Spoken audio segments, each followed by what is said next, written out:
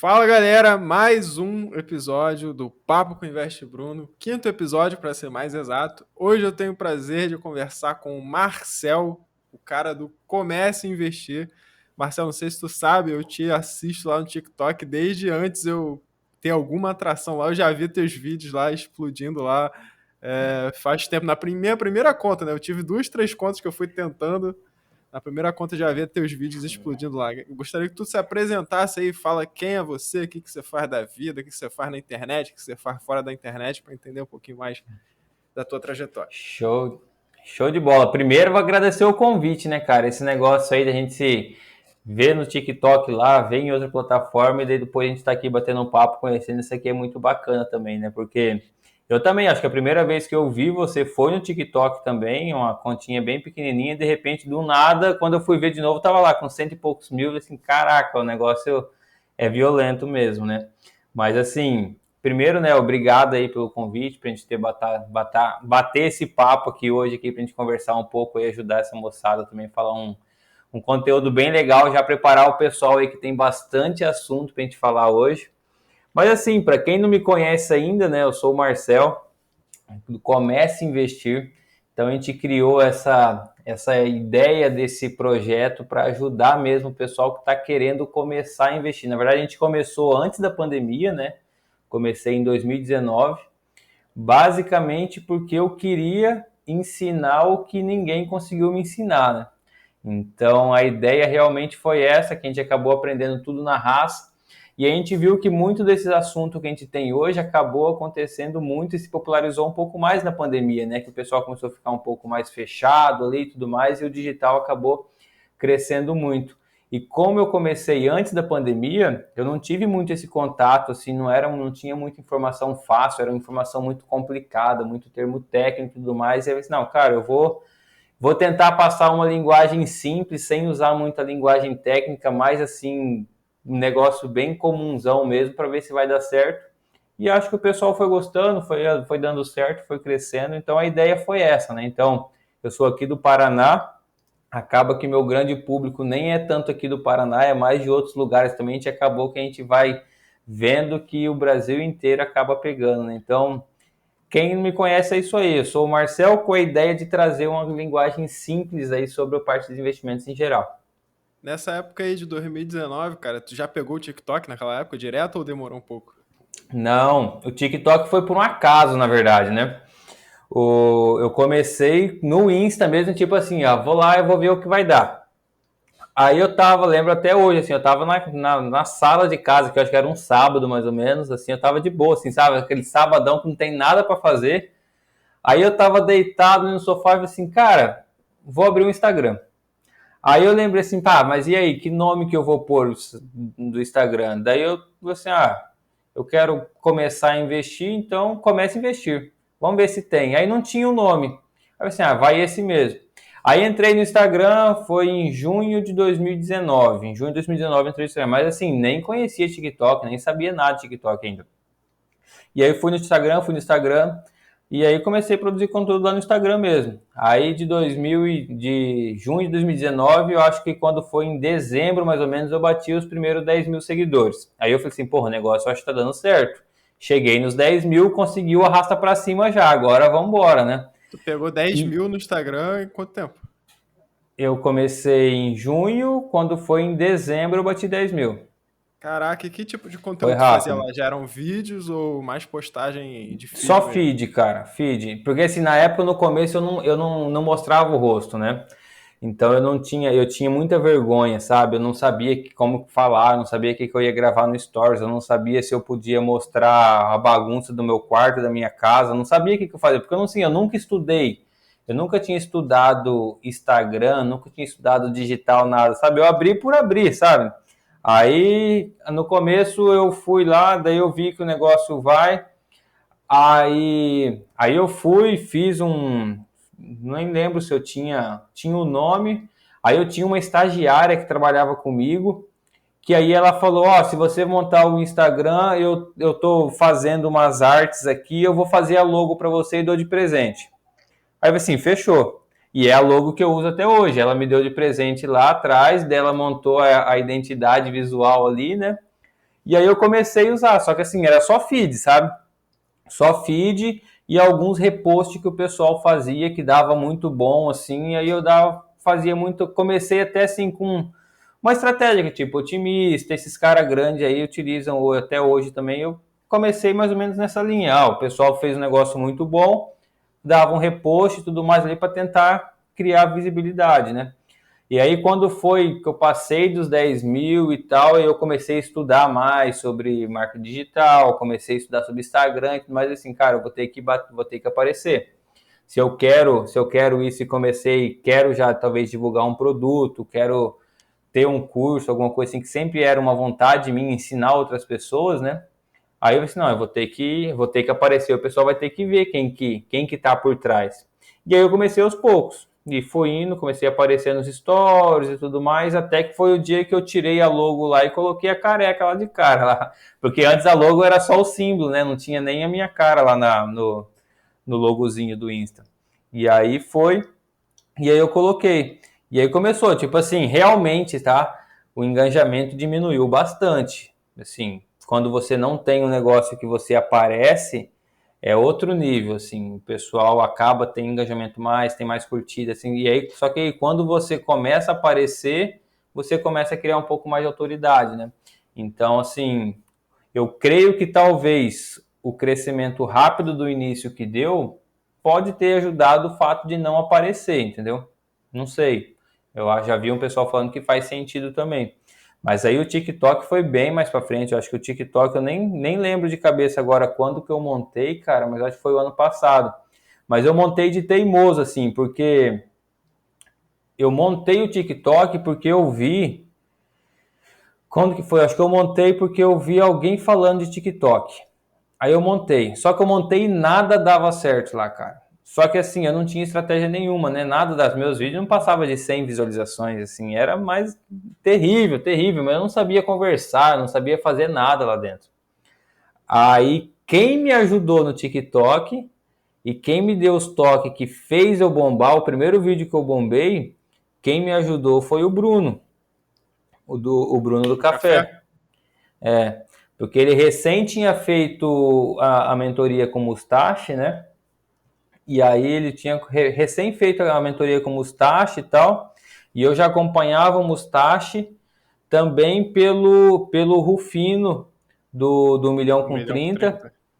Que aí o Rufino tinha recém entrado no TikTok também, estava indo bem no TikTok no começo, e assim, cara, os caras tem pouca gente começando no TikTok, eu vou ter que começar nesse negócio aí, vai que dá certo, né? Só que não dava certo, não dava certo. E aí conversei com o Bruno, e o Bruno passou umas dicas, falei assim, cara, ó, faz isso e isso. Pega esse vídeo meu aqui e replica aí. Cara, eu repeguei um vídeo dele que tinha dado bom, repliquei na minha versão e pô, bombou. Aí foi embora. Aí eu peguei o jeito, entendeu? Foi meio que por acaso e testando. Eu lembro de ter visto teu perfil, cara. Eu acho que tu tinha já uns 150 mil, alguma coisa assim, já tem muito tempo antes de eu começar, antes de eu fazer a mentoria do Mustache. Aí eu fiz também, né? Aí depois que eu fiz, eu fui conhecer o Bruno também, do café. Eu acho que ele ainda tava naquela casa dos 100 mil. Tu deu uma explodida antes dele, foi isso? Depois tu pegou aquelas dicas? Não, a gente foi junto, cara, porque assim, eu lembro até hoje que o vídeo, o primeiro vídeo tal, eu tinha assim, mal e mal conseguia passar dos 1.000 seguidores, né? E foi, o negócio não ia, não ia. Até se você rotar lá para baixo nos primeiros vídeos, lá você vai ver, tá tudo lá, não apaguei nenhum. Aí até que eu fiz um primeiro que foi que deu certo. Aí começou a vir. Aí eu ficava até assustado, cara, porque não parava de vir seguidor, sabe? Eu acho que o TikTok ele entregava muito mais no começo, porque tinha menos concorrência também, né? E aí foi um primeiro vídeo que eu fiz, eu acho que foi de ser sócio do Pão de Açúcar, uma coisa assim, que foi o primeiro que estourou, acho que deu uns 600 mil seguidores, 600 mil visualizações, assim. Aí começou a vir muito seguidor, mas muito seguidor mesmo. E aí depois eu lembro de um outro que eu fiz, que foi o primeiro que bateu 1 milhão, que aí eu lembro que só nesse vídeo, cara, veio 80 mil seguidores, só nesse vídeo. Nossa. Aí eu falei assim, cara, aí foi na hora que, tipo assim, eu tava lá com uns 80 mais ou menos, de repente, em questão de 3 dias, eu tava com 160, por exemplo, assim, sabe? Foi um negócio assim que, assim, caraca. Só que foi muito louco. Aí depois, assim, teve um negócio que começou a ficar um pouco mais complicado, mas no começo, a hora que estourou, veio muito seguidor mesmo. Você acha que você conseguiu levar uma galera de lá para o Instagram ou o Instagram por si só ele foi viralizando no Reels? Cara, eu não consegui levar muita gente. Eu acho que essa é uma dificuldade ainda que muita gente do TikTok tem. Eu até acho que vi um vídeo seu também falando disso. E assim, porque eu vejo que ainda tem é um público um pouco diferente o TikTok do Instagram, na minha opinião, assim. Agora com o Reels está melhorando um pouco.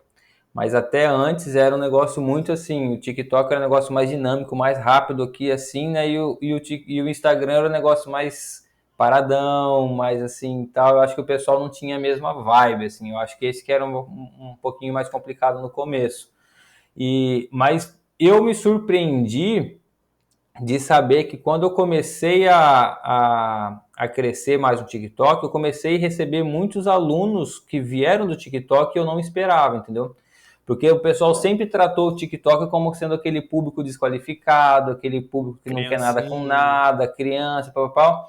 E aí, quando eu fiz a minha a primeira turma do curso que eu abri, que aí eu, por curiosidade, foi mais ou menos tentar ver de onde que estava vindo o pessoal e vi que, tipo, 30% dos alunos tinham vindo do TikTok. Aí eu falei assim, porra, se 30% do total já estão vindo de lá, é sinal que eu tenho que explorar o negócio ali que tem potencial, entendeu?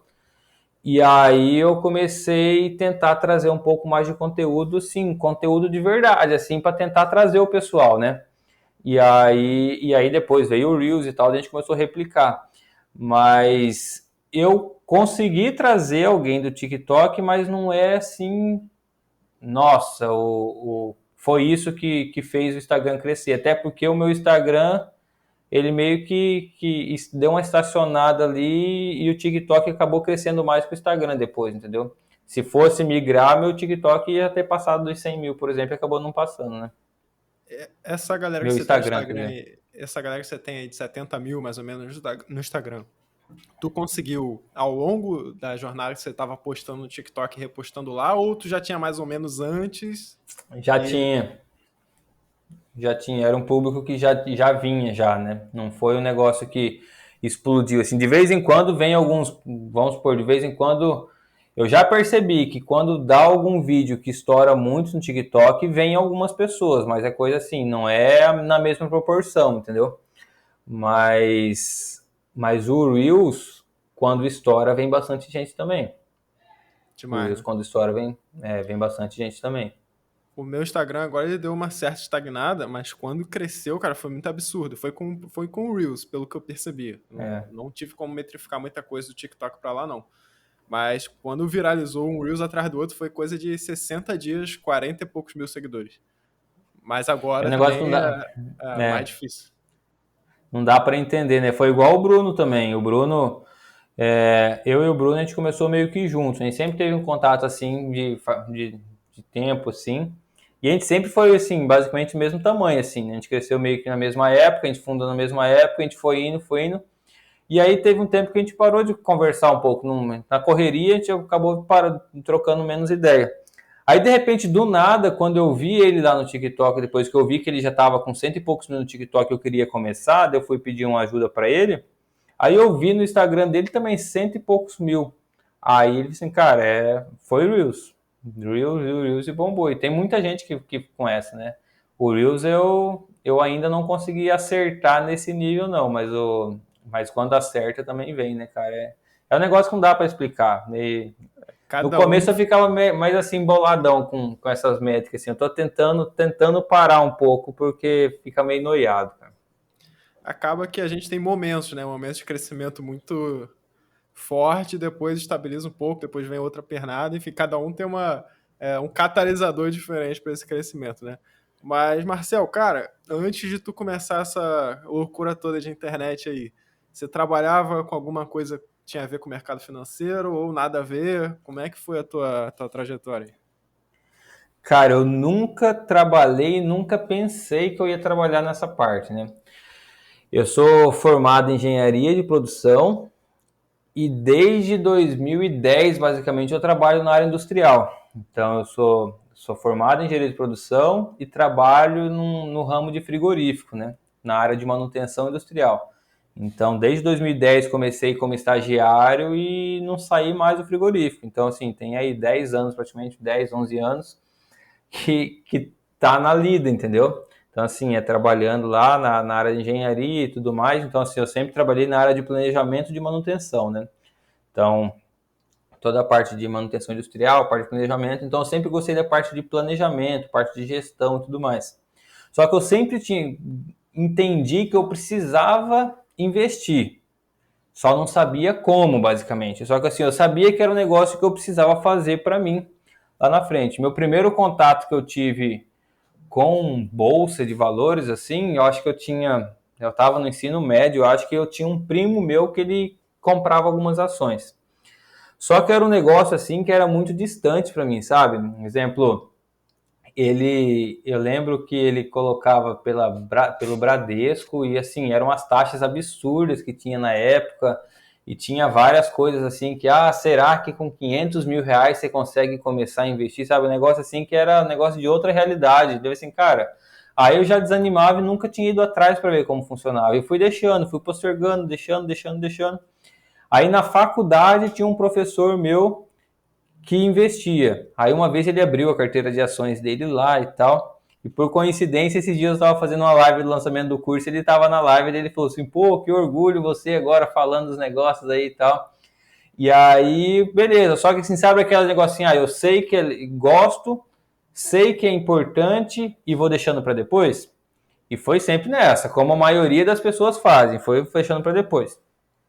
Até que daí, quando eu comecei a trabalhar mesmo, que eu estava já ganhando meu dinheiro e tudo mais, eu comecei a ter um pouco de consciência de guardar um pouquinho para talvez conquistar alguma coisa, entendeu? Pior Mas que, assim, sempre trabalhando e tava. pior que até pouquíssimo tempo atrás, 2, 3 anos, as taxas ainda eram meio proibitivas, né, para o cara negócio. É, Era era 15 complicado, era reais. pesado. Não, por exemplo, a própria XP cobrava 18, era de 18,40 no começo a taxa de corretagem, né, cara? Tipo assim, para você comprar uma ação, um ativo que seja R$ 18. Então, assim, era inviável. Daí até quando eu mudei aqui para Maringá, foi em 2015. E assim, até essa época eu não tinha nada guardado, assim, sabe? Tipo, morava, tinha minha kitnetzinha ali, vim com um salário bom e tal, vim com acerto que eu vim da outra empresa para cá. Só que assim, não tinha nada de falar assim, cara, quanto que você tem investido hoje? Não tem nada. Entendeu? O que eu tenho, talvez, essa televisão aqui que eu comprei, a máquina de lavar que eu comprei, meu Play 4 que eu comprei, era isso, entendeu? Era o que tinha. Aí eu comecei assim, cara, eu já tô com. Na época, eu acho que eu devia ter uns 26, 27 anos e tal, assim, eu preciso começar, senão. E aí eu tinha terminado o relacionamento que eu tinha e tal, assim, tá, beleza. Aí eu abri conta na XP, na época, abri conta na XP e falei assim, eu vou começar a investir. E aí na época, assim, eu acho que eu, com acerto e tudo mais, eu economizei um pouquinho e tinha lá, vamos por uns 5 mil reais que seja, uma coisa assim. Aí eu perguntei pro assessor da XP, falei para ele, cara, o que que eu faço com esse dinheiro? Eu queria começar a investir e tal, né? Ele tava no Banco do Brasil. O cara falou bem assim para mim, cara, com esse dinheiro aí, nem compensa você fazer nada não, só o que você vai pagar de taxa não vai valer a pena. Aí eu falei, porra, mas você trabalha com isso e você está me indicando que não vale a pena eu começar a investir, basicamente? Dele assim, cara, só um TED que você vai fazer, você vai pagar não sei quanto de taxa, mais a taxa para Caraca. corretagem, não sei o quê.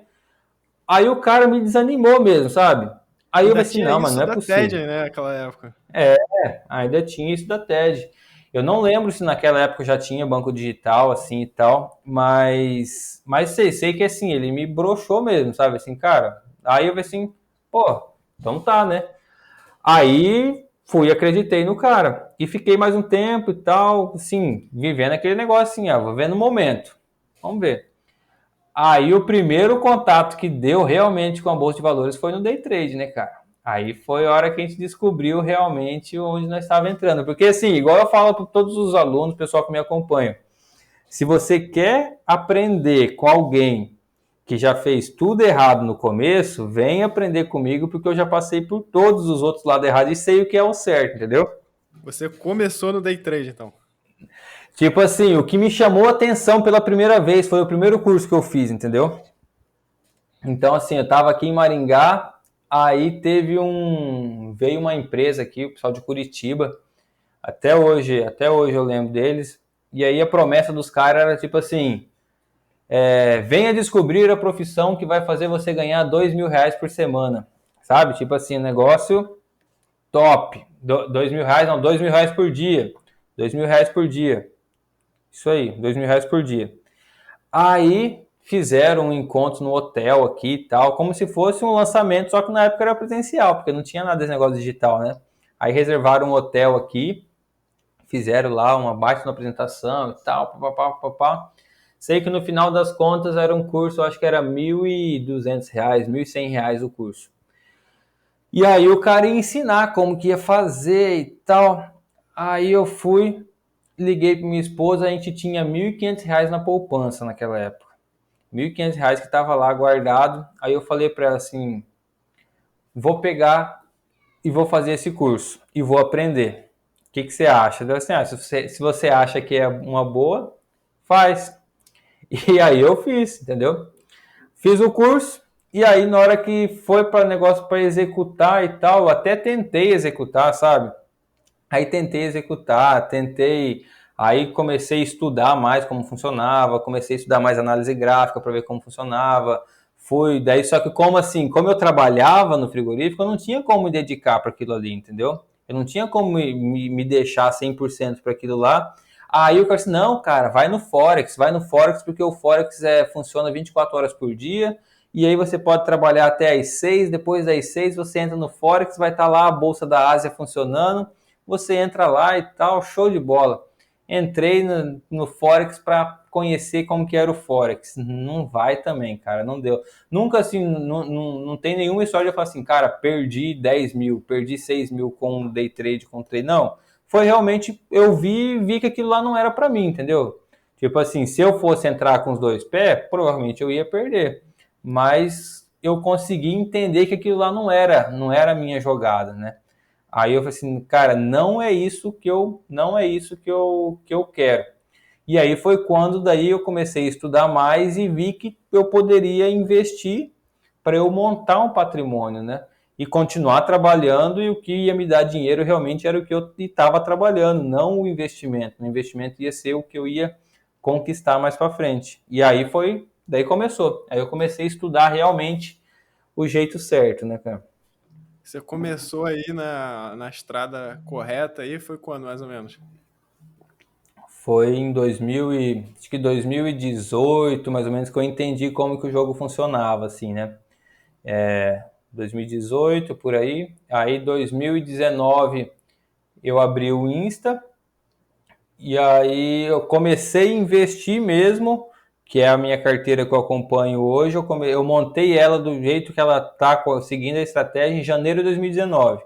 Então, quando eu montei o Insta, eu já estava investindo, né? Eu já tinha entendido como funcionava, já tinha começado, eu tinha dado o primeiro start, assim. Aí, assim, como o negócio tá legal, eu tô tranquilo e tal, vou ensinar para outras pessoas, entendeu? Então, eu montei a minha carteira em 2019, e aí em janeiro de 2019, então eu acompanho ela, eu falo que minha carteira começou em janeiro de 2019.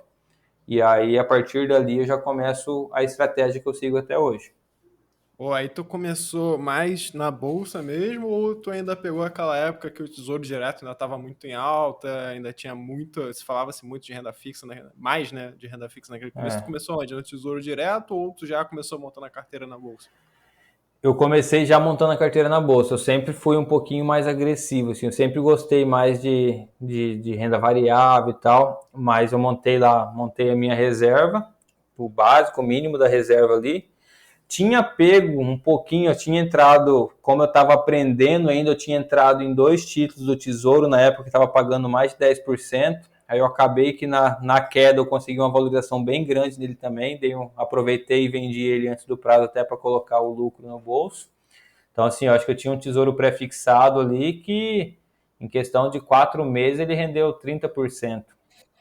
Aí eu aproveitei, né? Porque daí foi a hora que começou a queda dos juros, né? Aí os juros começou a cair, os tesouros que tava lá começou a subir gigante lá para cima. Aí eu aproveitei e desfiz desse tesouro, daí eu comecei a entrar de vez para bolsa. Eu peguei umas taxas no Tesouro, cara, que tu não acredita. Eu comecei em 2016 a investir, né? Era Tesouro Direto na época. Eu comecei a ler aqueles livros do Gustavo Cerbasi e tal. Cara, eu cheguei a pegar, ver taxa de 16% ao ano, de Nossa. IPCA mais 7, mais 8. Eu tinha um IPCA mais 7 e tanto. Só que eu não sabia direito como operar a queda de juros, como é que fazer esse tipo de. Como é que eu ganhava dinheiro, em que cenário. Então eu peguei IPCA mais 7 e tanto e vendi quando ele era IPCA mais 5, achando que estava fazendo um baita do negócio, né? Sendo que É, depois eu poderia ter ganho muito mais dinheiro com aquele nossa, título lá é. se eu tivesse O, carregado mais um pouco, né? o tanto que caiu, né? Mas assim, é bem aquela fase, né, cara? A gente não sabe, a gente não sabia, né? Era um negócio que não era divulgado, assim, não tinha tanta informação igual tem hoje, né? É aquilo que eu falo, né? Na época eu tinha a intenção de trabalhar no mercado financeiro. Eu trabalhei em banco, em departamento de investimentos e tal. Uma coisa que eu falava muito, eu sou obrigado a errar na minha pessoa física, porque eu vou ter que passar isso para o cliente, né? A experiência de como faz, de como não faz. Então eu já experimentei de tudo, cara. Aham. Só não fiquei. Eu nunca caí nesse negócio de day trade, não cheguei a pegar nesse sentido. Mas, pô, já comprei ação ruim, já tomei fumo, já perdi dinheiro, já fiz venda coberta, enfim, já fiz tudo que eu podia fazer de errado, tudo que eu podia fazer de certo, talvez. Então, eu acho que se a gente quer trabalhar com isso, né, se a gente quer passar para as outras pessoas, é fundamental que a gente se exponha ao erro também, se exponha a É. aprender, né? É igual eu falo, cara, tipo assim, a gente, queira ou não, se a gente tá passando um conhecimento, não adianta nada a gente saber tudo na teoria, né, cara? Eu falo assim, você tem lá, tá aqui cheio de coisa na cabeça, mas aí a hora que alguém chega para você e pergunta, ô Bruno, mas como que faz esse negócio aqui? Ah, não sei, eu sei que é isso, mas eu não sei como que faz. Então, assim, eu sempre gostei também de aprender na prática, sabe? Por exemplo, beleza, eu não sei o que que é isso aqui. Cara, eu vou pegar um pouquinho lá e vou experimentar, porque eu vou ensinar outras pessoas também. Então eu sempre fui nessa teoria também de eu aprender, e porque eu aprendendo, se for um negócio ruim, eu quero fazer o possível que outras pessoas não caiam no que eu caí, porque realmente eu vi que é ruim. E se alguém perguntar para mim, cara, mas é ruim por quê? É ruim por conta disso, disso, disso, daquilo. Foi a minha experiência e acaba passando mais credibilidade do que eu só eu falar assim, ó, não vai nesse negócio aí não, porque o Marcel lá falou que é ruim, tá? Aí o cara dá mais vontade dele entrar ainda porque alguém tá falando que é ruim, só que não mostrou nada real, né, do porquê que é ruim, o que que aconteceu e tudo mais. Então, assim, eu também gosto bastante de pôr as coisas em prática. Boa. Depois que você começou essa tua carteira aí de ações, cara, tu já comprou alguma ação pelo motivo errado e deu problema? Alguma experiência aí de aprendizado tu possa compartilhar? Cara, eu vejo que a experiência ruim que eu tenho, que eu carrego até hoje ainda, é a tal da IRB, né? A Já tive essa IRBzinha aí tá também. lá. A IRBzinha tá lá escondidinha lá e deixo ela lá quietinha, tem 1% dela lá. Mas foi mais naquela afobação de não estudar muito o que está acontecendo e só ver um movimento ali de curto prazo e achar que o movimento de curto prazo já está precificado e é aquilo, porque não vai dar em nada essa história e de repente deu e deu muito mais ainda, né, cara? E aí o negócio complicou, assim, sabe? E é igual eu falo, né? Se a gente foge um pouco da estratégia, cara, não adianta, você paga o preço, entendeu? Tipo, é aquele negócio, é foco e disciplina. A estratégia é simples, é foco e disciplina. Você não precisa inventar moda, né, cara? Se você fizer o simples bem feito, é igual eu falo para todo mundo, o simples funciona. O problema que os caras quebram a cara é o quê?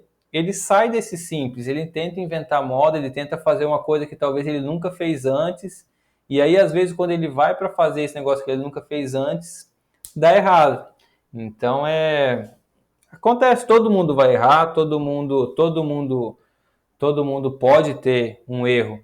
E o que eu sempre falo pro pessoal é, se você vai errar, erra com pouco, entendeu? Não vai colocar lá, por exemplo, 100% do que você tem, porque, não, porque eu vi um vídeo do cara lá que falou que o ativo caiu 30% e chegou no fundo, não vai ter condições de cair mais. Cara, tem mais um monte para ela cair ainda. E aí você entra com tudo que você tem ali, e aí? O que você vai fazer depois, né? Então, eu vejo que a gestão de risco é muito importante para você fazer, porque vai errar? A gente não está aqui para falar que você nunca vai errar. Mesmo que você estude, mesmo que você siga o Bruno, siga todas as pessoas de bem que está aqui. Só que assim, tem um emocional por trás. Você não vai conseguir ser 100% racional. Só que o problema que você não pode fazer é dar um passo maior que a perna. E é aí que o pessoal quebra, né? Existe uma frase que eu já falei muito, né? Que é não invista naquilo que você não conhece. Mas, cara, eu acabei repensando um pouco essa frase. Eu acho que eu até posso investir naquilo que eu não conheço completamente, como, por exemplo, o mundo de criptomoeda, como, por exemplo, às vezes uma empresa mais apimentada ali que está passando por um problema. Eu não vou conhecer exatamente tudo que está lá dentro, mas eu posso investir naquilo que eu não conheço desde que o tamanho seja adequado. Então, posso ter 1% da minha carteira num negócio mais alternativo que eu não tenha certeza de como aquilo ali se comporta, né? Mas se eu ultrapassar um determinado tamanho, isso daí pode ser catastrófico, né, na minha carteira. Então, dá para investir no que você não conhece, desde que você dose muito bem esse tamanho, né? Saber separar isso daí, né? E o problema é que às vezes tem gente que investe e acaba aumentando tanto a dose que chega a um ponto de investir o que ela não tem, né, cara? E aí que o pessoal, assim, são aquelas pessoas que talvez começaram a investir em época de bolsa em alta, né? Tudo que a pessoa comprava dava certo, basicamente. Aí acha que o cara é o bom, né? Não, é só eu comprar que isso aqui vai subir, é só você comprar que isso aqui. Aí o cara entra em opções sem saber direito como que funciona. Não, ó, é só eu comprar essa aqui, eu compro esse negócio aqui, ó. Se eu comprasse só a ação, ia valorizar lá 10%. Comprei essa opção aqui, ó, e valorizou 500. Porra, eu sou foda, beleza. Só que ele tem que entender que também esse potencial de alavancagem, que ela tem potencial para cima, ele tem potencial para baixo também. E aí, se ele não sabe montar uma estratégia eficiente, sabendo o que ele está fazendo, a hora que o tombo vem, é perigoso o cara ficar devendo um dinheiro que ele não tem, né, cara? O cara começa na síndrome do super-homem, que ele compra, acha que ele sabe tudo, que vai acertar para sempre, que ele é o super-homem. Depois que cai, ele cai na armadilha do preço médio, né, e do custo de oportunidade. A empresa vai se deteriorando, caindo margem, concorrência, é, a, tomando tudo ali da empresa, e ele não para de aumentar a posição, porque ele quer fazer preço médio para sempre, né? Ele não vê que o dinheiro não tem carimbo, ele não precisa recuperar o dinheiro na mesma ação que ele perdeu. Ele pode colocar o dinheiro numa oportunidade melhor, numa empresa melhor, que vai se desenvolver melhor dali para frente, né? Então o cara fica insistindo naquela posição errada, porque o ser humano ele não suporta assumir que ele está errado, não suporta vender no prejuízo. Uma das coisas que eu mais aprendi nesse tempo de operando em bolsa é que vender no prejuízo nem sempre é ruim, porque você assume um erro. Quanto mais É. cedo você assume teu erro, melhor. Porque tem um custo de oportunidade, né? O dinheiro tem valor no tempo. Então, quanto antes você assume que você errou, antes você pode direcionar a tua grana para um negócio correto ali, que às vezes vai fazer você recuperar aquele capital e muito mais, né, ao longo dos anos, né? Cara, como que você monta a tua carteira? Como que é a tua estratégia? Cara, basicamente eu falo para assim, a nossa estratégia ela funciona da maneira, primeiro a gente tem que focar na questão da segurança, né? Então a gente gosta muito de olhar a segurança porque antes de você buscar uma rentabilidade, eu gosto de deixar os meus alunos, todo mundo que acompanha, dormir tranquilo, entendeu? Então assim, e muitas vezes o iniciante entra vislumbrando só a rentabilidade, mas assim, a rentabilidade eu vejo que ela tem que ser uma consequência, não um ponto inicial, entendeu? Então, assim, a gente vai lá e eu gosto muito da questão da gente definir, fazer a diversificação por camadas, que eu falo, né? O foco nosso é fazer uma diversificação bem feita. Então, quanto maior for o seu capital, melhor tem que ser a sua diversificação. Aí o pessoal fala assim, mas o Warren Buffett fala que diversificação não é bom. Assim, cara, mas você não é o Warren Buffett, entendeu? Você não é ele. E A você tá bem longe diversificação de ser, é para entendeu? quem não sabe o que está fazendo, não é isso? Entendeu? E realmente você não sabe o que você está fazendo, entendeu? Realmente você vai se comparar com o melhor investidor do mundo, o melhor investidor da história, você não pode se comparar. com um cara desse. É outro patamar que fala, né, cara? Só que assim, então sim, vamos fazer o simples, vamos fazer o feijão com arroz, vamos fazer o básico. Então, a gente vai lá, monta a nossa parte na reserva de emergência, na parte na renda fixa, com segurança, e aos poucos nós vamos ali conhecendo um pouquinho mais de risco. Aí o pessoal fala assim, nossa, mas eu vou entrar no risco, tenho medo de entrar no risco. Vamos começar com os melhores ativos. Para que você vai começar com uma empresa que está fazendo IPO esse ano ou com um setor que é o primeiro ano dela na bolsa? Por que você vai começar por aí? A gente tem empresas aí que tem mais de 100 anos que existe. A gente tem setores que a gente sabe que você pode, a sua geração acabar, a outra geração acabar, e esse setor ainda vai ser um setor importante para existir, e você vai inventar moda, né? Então, eu gosto de focar bem no início, no básico, simples lá. Montar as primeiras, gosto de segmentar por setores primeiros e pegar os primeiros ativos desses setores. E aí a gente vai montando essa primeira camada. Então, a primeira camada, uma porcentagem de renda fixa, uma porcentagem de renda variável. E aí a gente vai baixando a camada, né? Se chegar num patamar ali que você precisa diversificar na própria renda fixa, a gente procura uma outra renda fixa mais voltada em algum objetivo aí de liquidez e tudo mais, que você já não precisa ter uma liquidez imediata. E aí na renda variável a gente separa por tipos de ativos diferentes. E a gente vai abrindo assim, para depois você correr o risco mais calculado, né? Pior que hoje, cara, a gente tá num cenário que a gente encontra muitas dessas empresas aí que você falou, estáveis, pô, tá aí anos e anos dá lucro, a preços que você não acredita, né? Então, a gente tá num cenário tão amassado, né? Tão deteriorado que se o cara não inventar muita moda, ele encontra essas empresas aí que você falou a preços super atrativos, né? Eu sou um cara que eu gosto de ter uma gestão um pouco mais passiva, eu gosto de usar ETF e tudo mais, simplificar um pouco a carteira.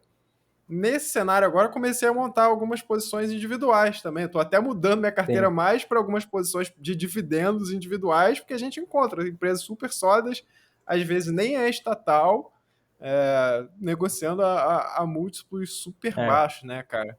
Como é que você acha aí que está esse cenário para esse ano, para o ano que vem, com a eleição? Precisa mudar muita coisa na carteira, precisa tomar cuidado, investir em dólar, o que tu acha?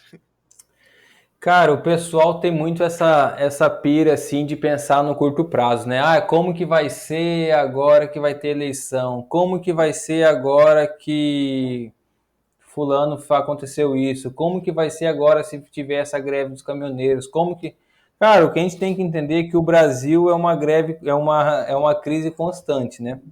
A única certeza que a gente tem no Brasil é que vai ter uma crise, a gente só não sabe quando.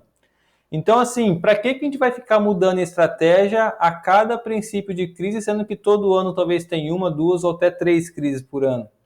Então, assim, vai ter eleição ano que vem, o que eu tenho que fazer? Cara, segue o jogo, segue a estratégia. Vai ter negócio no ano que vem, segue o jogo, entendeu? A gente define.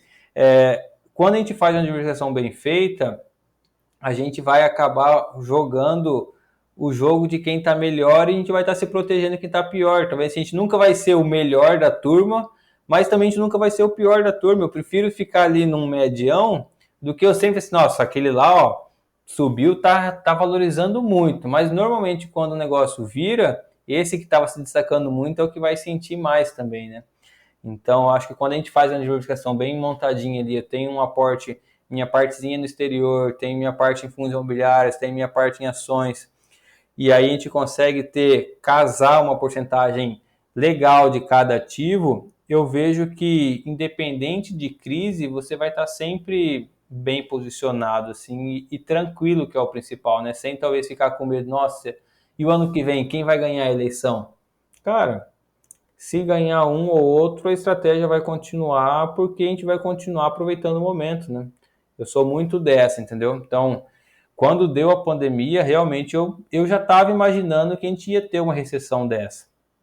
Eu tô vendo que, assim, eu não sei se você concorda, mas o que a gente está passando agora está muito parecido com o que passou lá naquela recessão de 2010 a 2015, cara. Está muito semelhante, assim, depois de uma grande crise, deu um leve suspirinho para cima, o negócio veio, deu uma desestabilizada geral ali, até que daí a economia demorou alguns anos para entrar no eixo.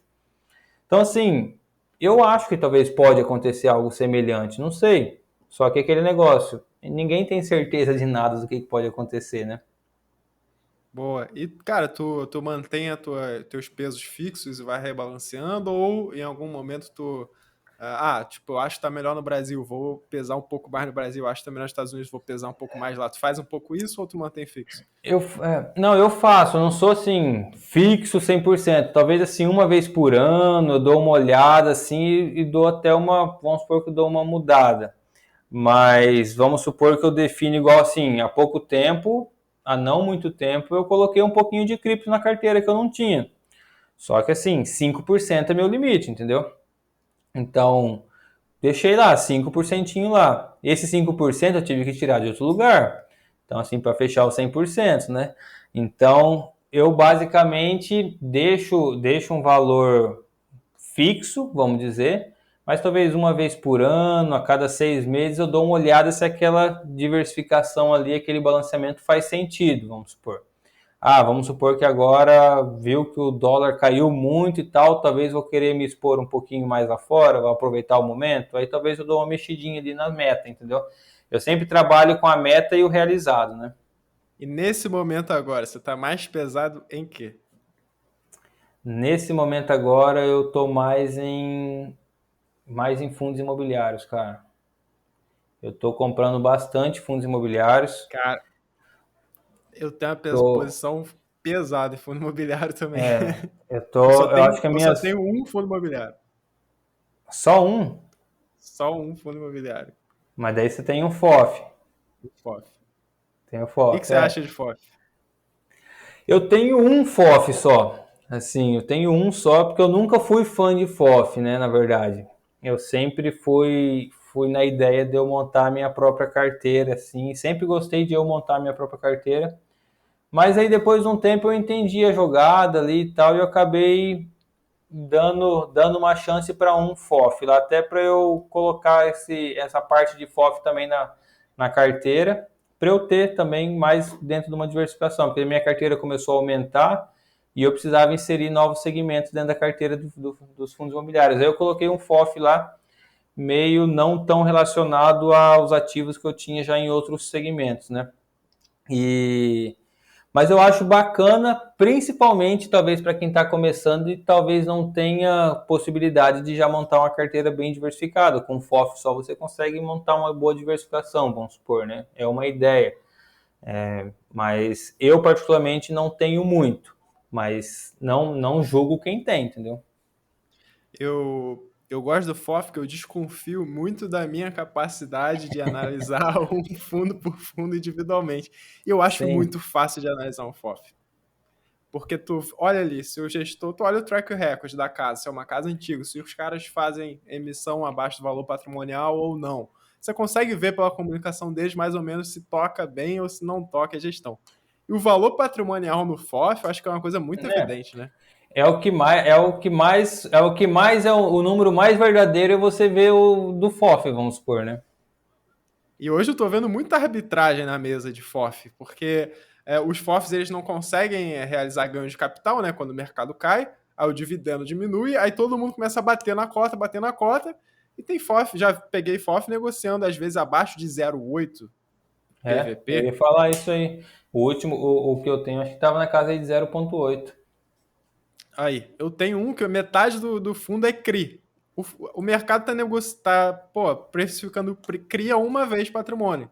E ele tá 0,85. Então a metade de tijolo dele deve estar com uns 30 de desconto. Quer dizer, É. pô, é muito fácil de você olhar se o FOF tá razoável ou não.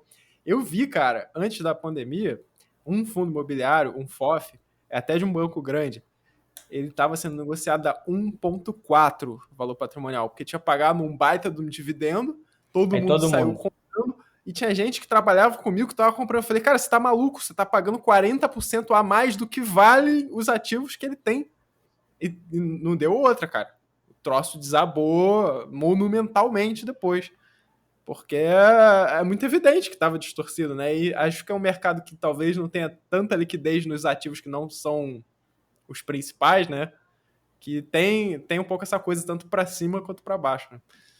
Então É. fica muito fácil você ver se tá caindo uma furada ou se o troço está apresentando uma oportunidade interessante. Né? E acaba sendo um negócio que você não precisa inventar muita moda, né, cara? É a mesma conta, é a mesma ideia que eu tenho dos ETFs, entendeu? Então, tipo, eu no exterior, o meu foco é ETF, né? Então, assim, eu gosto de investir no exterior via ETF. Eu, particularmente, invisto lá fora, diretamente lá fora. Mas mesmo investindo lá fora, o meu foco é ETF. Porque, cara, eu trabalho na engenharia, não vou, já tenho uma carteira montada de ações porque eu gosto de montar uma carteira de ações, já tenho uma carteira montada de fundo imobiliário porque eu gosto de montar minha carteira de fundo imobiliário. E eu não vi necessidade de eu montar uma terceira carteira de ativos no exterior. Assim, cara, eu vou focar em ETF. Então, Exterior. assim, peguei lá uns 4, 5 ETFs bem diversificados. E, cara, assim, se eu pegar a quantidade de ativo que eu tenho no exterior dentro dos ETFs, eu acho que eu dá um monte de coisa, né? Deixa eu falar, exterior, a minha alocação não é a mais inteligente possível, não. Eu só tenho um ETF na B3 mesmo, aquele que compra 3 mil empresas no mundo todo. Ele é mais caro, né? Paga Ah, 0,3 aqui, aham, 0,3 lá fora. Podia ser mais é, eficiente, mas funciona. Tem a diversificação internacional, mas realmente nesse momento eu tô mais pesado em fundo imobiliário e Brasil, cara. Porque, cara, é. eu tô vendo que as pessoas estão antecipando demais a eleição. Os dois candidatos estão aí, o mercado considera ruins, né, num consenso, digamos assim. Se os dois considerados ruins, o mercado é uma máquina de antecipar coisas, né? Então acho que a gente já está meio que precificando um apocalipse. Daqui para baixo Não, é pode bem. ir, daqui É. para baixo pode ir, porque até o passado é imprevisível, mas sei lá, eu acho que o nível de preço está muito atrativo, né, mano?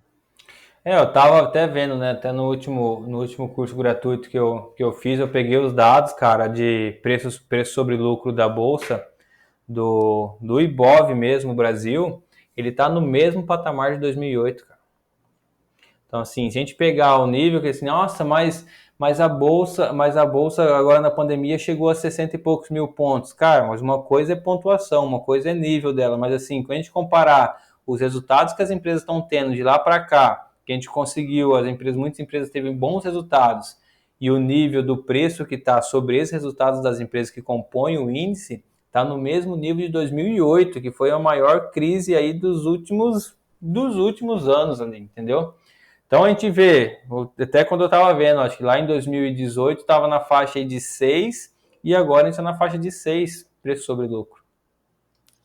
Cara, Então, assim, é um negócio que fazia tempo que ninguém via, é, cara. tem um baita de um risco, né? Não é comprar que você vai ganhar dinheiro, né? Tem um baita de um Sim. risco, mas acaba que tem muito valuation ali que aceita muito desaforo. Cara, o que você acha aí, cara, do produto que ainda é mal falado até hoje em dia, né? Com razão, né? Previdência, o que você acha? Cara, a Previdência, ela sempre foi não sei, um vilão, não sei, vamos chamar de vilão assim. Na verdade, ela sempre foi vendida, né, errada, eu acho. Eu acho que ela sempre foi vendida da forma errada, assim. No sentido de, se você não guardar o seu dinheiro, não montar a sua própria previdência, você não vai conseguir se aposentar. Mas espera aí, o que que tem dentro da previdência? Ah, não sei, o cara do banco lá falou que era para eu ter uma previdência, eu tenho uma previdência, mas a pessoa nem sabe onde ela está investindo, né? Eu acho que o maior problema não é a previdência, é quem investe na previdência, entendeu? Tipo assim, porque a gente tem opções, em tudo a gente tem opção boa e em tudo a gente tem opção ruim. A gente tem lá, vamos supor, você vai comprar um ETF. Você pode comprar um ETF terrível. Você pode comprar um fundo, você, não, mas eu gosto de FOF. Você pode comprar um FOF terrível também. Ah, não, eu vou comprar uma ação. Você pode comprar uma ação ruim. Tudo tem coisa boa e tudo tem coisa ruim. O que, que você vai conseguir saber separar? Você entender o que, que tem dentro, você entender para quem é aquele tipo de produto, se faz sentido para você ou não. Eu sou muito nessa opinião, né? Por exemplo, eu tinha um antigo chefe meu que ele tinha previdência, mas ele tinha uma previdência do jeito certo, sabe? Ele tinha muito benefício fiscal com a previdência que ele tinha. Ele era um cara que ele conseguia ter um ganho bom na parte do imposto de renda só usando a previdência privada que ele tinha. Ele tinha toda uma estratégia por trás ali que a previdência era benéfica para ele e ele estava na previdência interessante. Por quê? Só que ele sabia, entendeu? Ele conhecia onde que a previdência dele investia, ele sabia que ele poderia fazer essas estratégias e tudo mais. Agora é diferente de um cara que chega lá numa Brasil Cap da vida lá e pega a primeira que está aparecendo, entendeu? Aí, assim, aí a gente vai falar o quê para esse cara? O problema será que está na Previdência ou está nele, entendeu? Eu já vi muito influenciador falando mal da Previdência, até, às vezes até gente bem conceituada, famosa e tal. Eu entendo, eu dou certa razão, porque a Previdência, como você falou, já foi muito mal vendida. Os caras botavam o produto errado para a pessoa errada, PGBL para quem não fazia a declaração completa. É, Era um negócio, um horror, né? E as taxas eram altíssimas, né? Taxa alta para renda fixa e tudo mais. Cara, mas eu acho que, se bem utilizado, é um dos maiores, dos melhores veículos que a gente tem para bater imposto, cara. Porque, pô, tu não tem come cotas, tu pode trocar de estratégia a hora que tu quiser, tu pode ir de uma previdência de bolsa para uma previdência de renda fixa a hora que você quiser, que você não paga imposto. É o melhor lugar que tem para você investir no multimercado, por exemplo, que você investe, pô, sem pagar o come cotas, você fica, às vezes, 10 anos sem pagar o come cotas, faz uma baita de uma diferença. Para quem é mais idoso ou para quem tem família, cara, eu acho um baita de um instrumento de proteção de patrimônio, porque ela não é, entra em inventário. Se acontecer alguma coisa com a é, pessoa, vai direto para quem tiver lá como beneficiário, enfim. sim. Fora o que você falou do PGBL, né? Se o cara faz a declaração completa de imposto de renda, ele tem que considerar pelo menos estudar o assunto, que é muito É, dinheiro que fica na mesa. é. Isso é fato, cara. E assim, por exemplo, para mim não serve, entendeu? No momento. Por quê? Porque eu não vejo ainda que eu, por exemplo, assim, a minha declaração eu ainda faço ela simplificada. Por exemplo, eu ainda não tenho uma família constituída, não tenho dependentes, tudo mais ali. Quem sabe daqui a alguns anos pode ser que a gente vai mudar a estratégia. Então, assim, eu sempre falo assim, na minha opinião, talvez você tenha um pouco mais de conhecimento da Previdência, pode me corrigir também se eu estiver falando alguma besteira. Mas eu vejo que os dois principais pontos da Previdência é a questão fiscal e a questão sucessão patrimonial, eu vejo, né? Então, Sim. assim, talvez ela não vai fazer muito sentido uma previdência privada para uma pessoa de 18 anos, por exemplo, na minha opinião. Mas talvez para uma pessoa ali que já está acima dos 50 anos faça mais sentido. Mas tudo vai depender do momento, na minha opinião. Não sei qual é a sua opinião sobre isso. Para o cara mais jovem, eu acho que faz sentido pela possibilidade dele chegar numa alíquota de 10% de imposto, que você não encontra em nenhum outro produto a não ser os isentos. Óbvio, se você vai operar ações e vai vender sempre abaixo de 20 mil, você vai estar isento do imposto de renda. Mas fora isso, se você não for investir numa LCI, LCA da vida, você vai pagar ali no mínimo 15% de imposto. Então, para o cara que tem um pensamento de longo prazo, realmente quer construir uma coisa mais para frente, se ele pegar um bom produto de previdência, investindo em bolsa às vezes, um bom gestor, um bom fundo. Sim. Já vi previdência até passiva, que investe em BOV, enfim. Hoje em dia está bem democrático e bem mais barato. Eu acho que E aí, vale sim, porque o cara tem uma possibilidade de pegar uma alíquota muito baixa e ele tem a possibilidade de trocar de produto a hora que ele quiser. Ah, vou reduzir minha é, exposição. Vou tem reduzir essa de bolsa vantagem, para né? renda fixa. É só fazer a portabilidade, né? Zero imposto e zero taxa É. na maioria dos casos. Então, a minha maior exposição em bolsa hoje é pela Previdência. A Ah, maior parte de legal. bolsa, Bolsa Brasil é na Previdência. Então É, você investe hoje basicamente bastante posição que você tem é dentro da Previdência, não no muita, ativo diretamente. boa parte é. Agora eu estou montando os ativos individuais também. Já tive muita bolsa individual, mudei para ETF, enfim, É, eu vou vivendo a experiência, vivendo a estratégia que eu acho correta, errando e acertando. Mas a Previdência eu acho um instrumento muito interessante. Eu acho que qualquer pessoa, de certa forma, pode usar uma estratégia que faça sentido ali. Não, é bacana porque acho que agora está tendo bastante opções até por dentro das próprias corretoras, né? Antes era um produto muito exclusivo só aos bancos e o banco meio que jogava o É, jogo que ele queria, né? agora já está bem mais democrático com essas seguradoras independentes. Aí dá para encontrar bons produtos em praticamente tudo que é lugar. E eu entendo que faz bastante sentido, pelo menos, avaliar. Para o cara que faz a declaração completa, então nem se fala, né? Ah, sim, aí não tem muito nem o que pensar, né?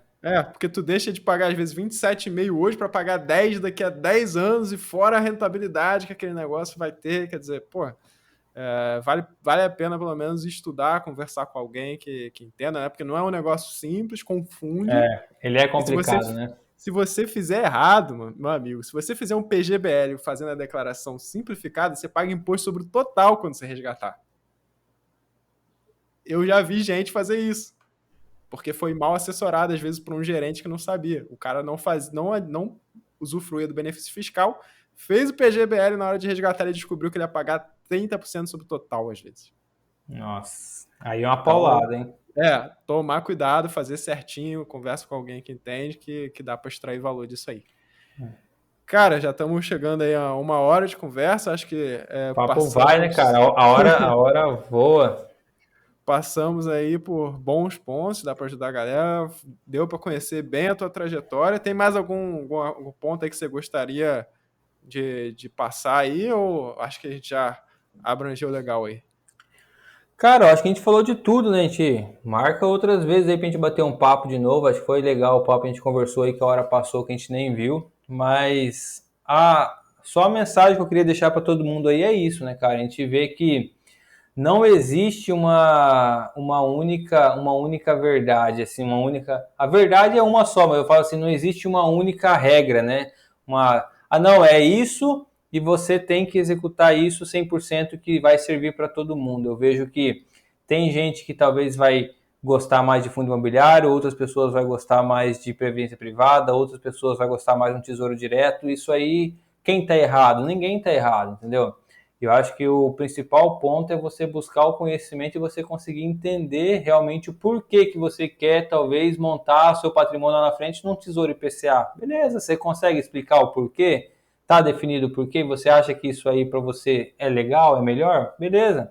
Então, assim, é um negócio que a gente vê que hoje, né, por estar tão acessível, diferente do que era antigamente, como a gente falou, as pessoas, se tiver um pouquinho de vontade, um pouquinho de interesse, nem precisa muito. Não precisa mais um negócio tipo assim, cara, vou comprar lá 10 livros para ler todos para eu aprender alguma coisa. Cara, não. Se não quiser ter muito trabalho, procura. É só você pesquisar as pessoas certas ali, consegue rapidinho entender, pelo menos se localizar onde você está indo. Porque agora, se a pessoa não tem vontade, não tem interesse, quer que tudo vai cair do céu, aí também não tem milagre para fazer, né? Se o cara fizer um tesouro, se estudar o básico, fizer um tesouro direto, fizer um ETF, Brasil um ETF, Estados Unidos, capaz dele ir Pronto. bem e ganhar de mim ainda.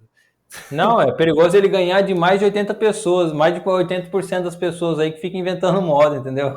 É bem isso aí mesmo, faz o básico, cara. Normalmente o básico funciona, não tem por que ficar inventando. É igual a gente sempre fala, cara, vamos supor, você tem um filho, recém-nascido agora. Começou, vou montar uma carteira para ele. Fala se não é um negócio de se pensar, você pega um ETF Brasil, um ETF exterior e o próprio Tesouro IPCA e deixa lá para 20 anos, entendeu? Qual é a chance disso aí dar errado se a gente for parar para pensar, entendeu? É muito mais fácil dar certo do que dar errado, né? Boa. É isso, perfeitamente. O simples funciona, né, cara? É Cara, isso aí, então, desses essa livros é a que você tem ideia. aí, desses livros que você tem aí atrás, tem algum que te marcou, que você acha que seria legal que o pessoal lesse aí? Vamos ver aqui o Cara, você falou do Gustavo Cerbasi. E tem um livro que eu gosto dele aqui, que foi o primeiro aqui que eu li dele e abriu muito a minha mente, cara. Deixa eu ver se eu acho ele aqui.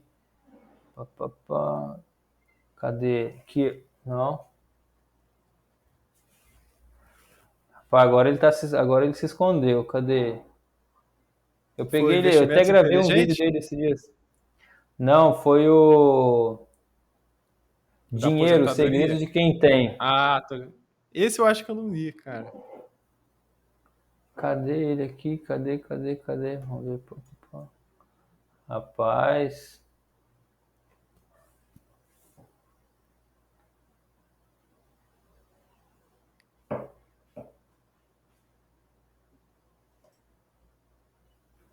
Não achei ele.